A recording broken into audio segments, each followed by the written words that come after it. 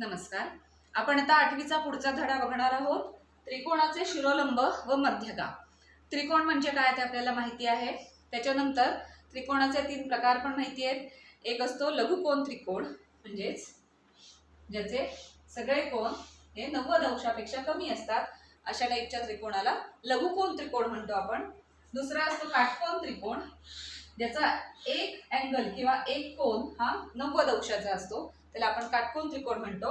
आणि एक असतो विशाल कोन त्रिकोण, म्हणजे थोडक्यात ज्याचा एक अँगल एक कोन हा 90 अंशापेक्षा जास्त असतो, अशा पद्धतीच्या त्रिकोणाला विशाल कोन त्रिकोण म्हणतात. आता आपण पहिल्यांदा बघणार आहोत त्रिकोणाचे शिरोलंब म्हणजे काय. आता नावातच आहे, लंब म्हणजे काय ते आपल्याला माहिती आहे. लंब म्हणजे काय, 90 अंशाचा कोन करणारी रेषा, त्याला इंग्लिशमध्ये परपेंडिक्युलर म्हणायचं. तर शिरोलंब म्हणजे काय, शिरोबिंदू. त्रिकोणाचे हे 3 शिरोबिंदू आहेत, तर शिरोबिंदूतून समोरच्या बाजूवर लंब टाकला तर त्या रेषेला म्हणायचं शिरोलंब. म्हणजेच हा जर त्रिकोणाचा शिरोबिंदू आहे, त्या शिरोबिंदूतून समोरच्या बाजूवर जर असा लंब टाकला तर ह्या रेषेला म्हणायचं शिरोलंब. आता लंब टाकण्याची पद्धत काय आहे. लंब टाकण्याची पद्धत ही रचना ह्या धड्यामध्ये तुम्हाला नीट येणार आहेच, पण त्याच्या आधी आपल्या कंपास स्थितीत असणारा गुण्या वापरून सुद्धा आपण तो लंब काढू शकतो. पट्टीने लंब काढू शकतो, पण तो कधी कधी नीट येत नाही. एक्झॅक्टली 90 अंश यायला हवा असेल तर गुण्याचा वापर करू शकतो. आता आपण शिरोलंब कसा काढायचा त्रिकोणाचा ते बघणार आहोत. आधी आपण लघुकोन त्रिकोण बघूया आणि मग त्याचे शिरोलंब काढूया. तर कुठलाही एक लघुकोन त्रिकोण घेऊया.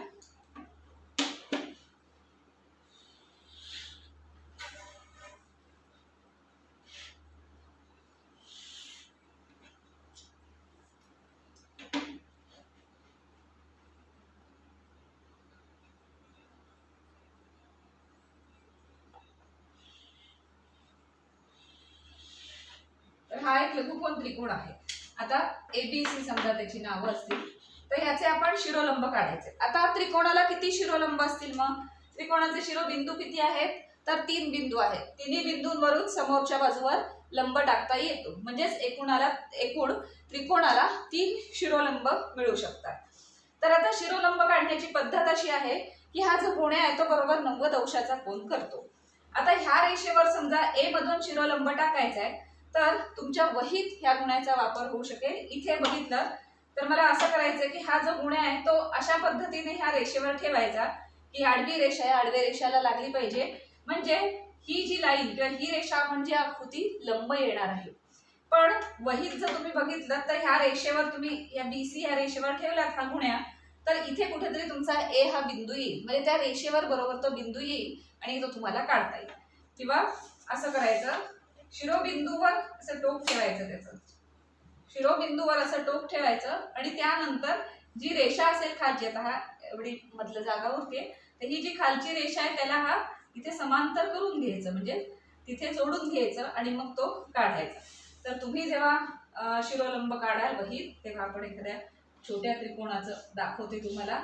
तर शिरोलंब काढताना काय करायचं, तर हा गुण्या घ्यायचा, असा तो असा ह्या रेषेवर ठेवायचा, या रेषेवर आणि ह्या शिरोबिंदूवर असा तो जोडला, ही रेष आणि हा शिरोबिंदू असा जोडला की त्याने जोडणारी रेष ही नक्की या खालच्या रेषेला लंब असणार, म्हणजे ही लंब रेष असेल. तर इतकं सोपं आहे गुण्याने शिरोलंब काढणं, एवढं सोपं आहे. जस्ट शिरोबिंदू आणि ही रेष अशा पद्धतीने ठेवलं आणि त्यांना जोडलं शिरोबिंदू आणि त्या रेषेला, की लंब येतो. इथे आता मी पट्टीने काढणार आहे, तुम्ही गुण्याने काढा म्हणजे तो व्यवस्थित लंब येईल.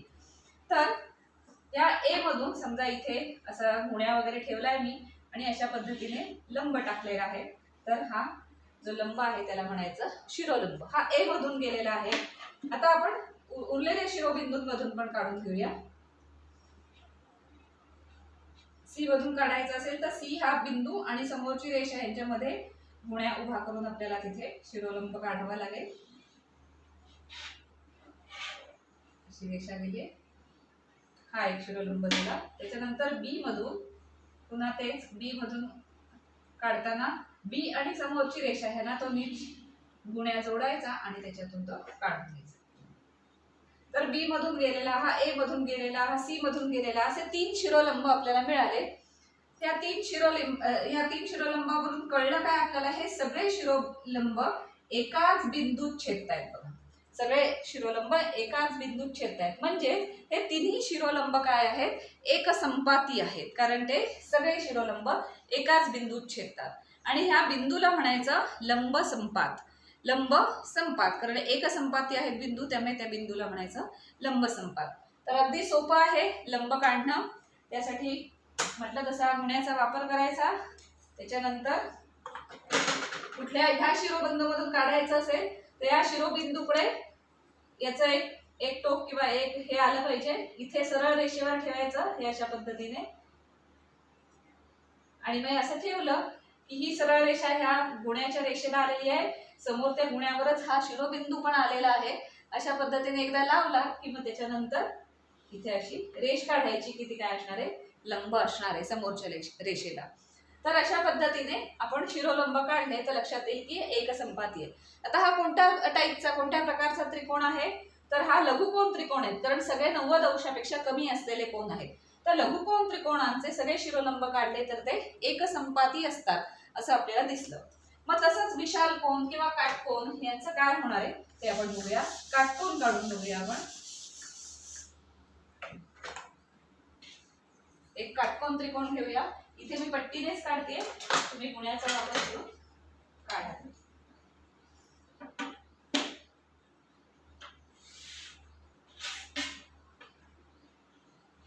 बरोबर काटकोन आलं पाहिजे, कारण 90 अंशाचा कोन आला पाहिजे, नाहीतर मग कोन मापक घेऊन काढला तरी चालेल.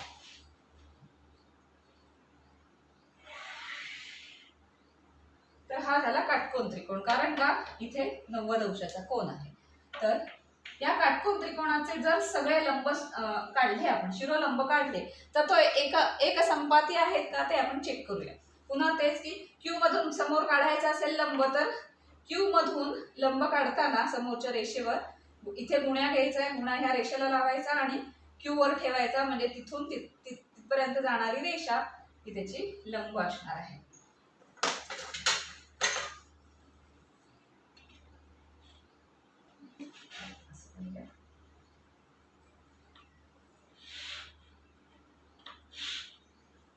ही जी रेषा आहे ती ह्याला लंब झाली. तर क्यू पासून आपण या पी आर या रेषेवर लंब काढलेला आहे.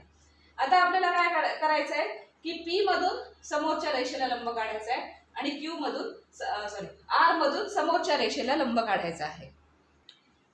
तर एक लंब आपण काढला. आता उरलेले 2 लंब काढताना काय होणार आहे बघूया.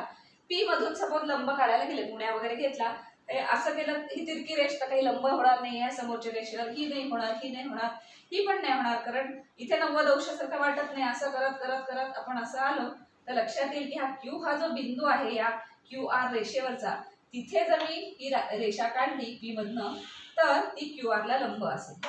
म्हणजे ह्या बिंदूत पी मधून काढलेला लंब क्यू मध्ये छेदतो, क्यू मधून काढलेला लंब हा पण इथे आलेला आहे क्यू मध्ये. तसंच आर मधनं जर लंब काढायचा असेल समोरच्या रेषेवर तर इथे तो काही लंब येणार नाही, वेगळा अँगल येतोय, विशाल कोन होतोय. इथे काढलात तर विशाल कोन होतोय.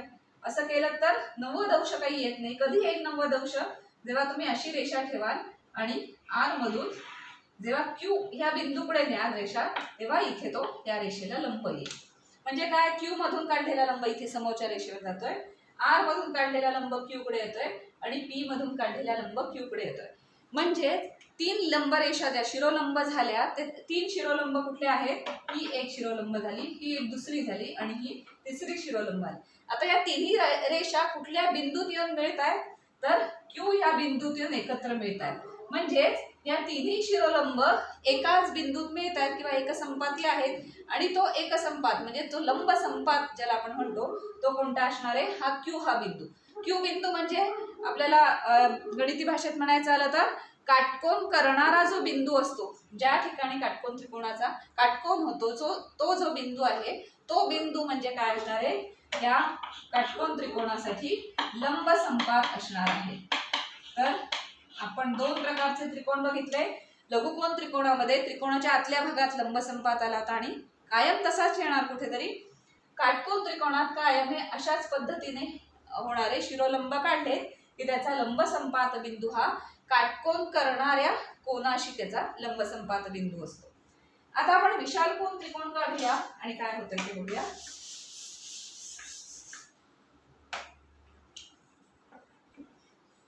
एक विशाल कोन त्रिकोण काढूया.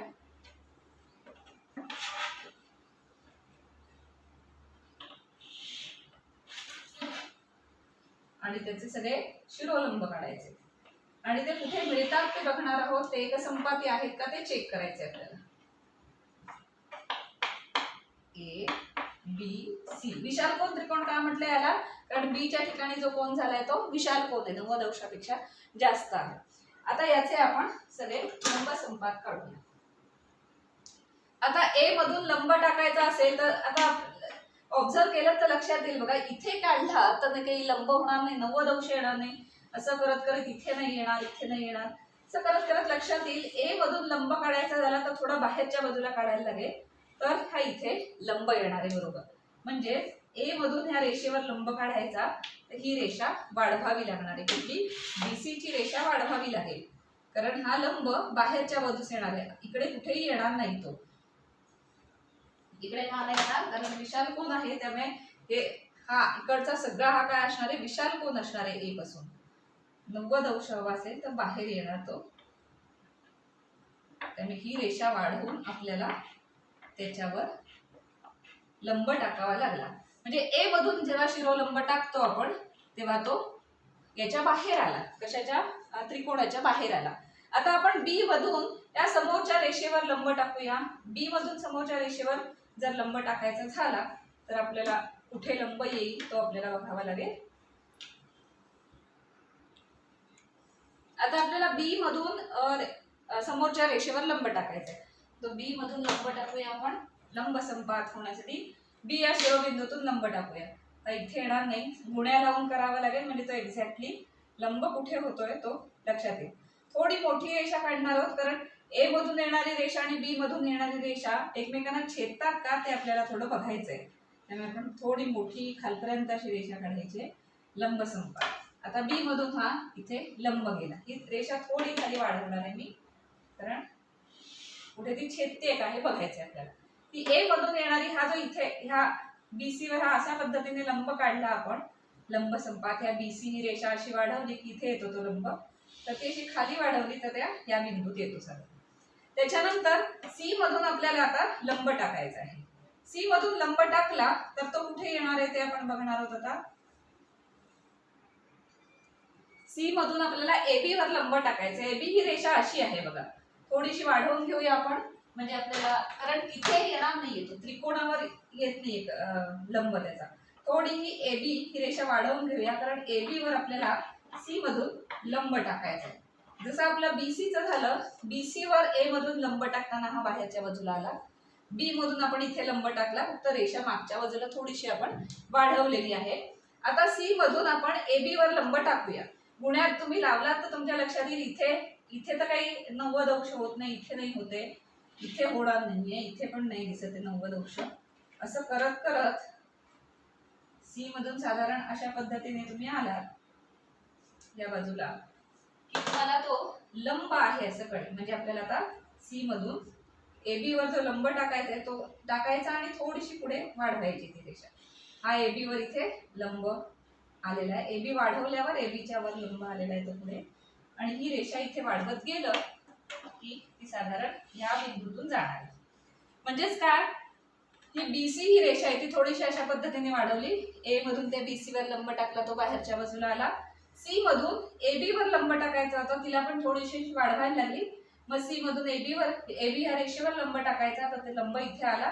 त्यानंतर ही रेषा आपण थोडी पुढे वाढवून बघितली.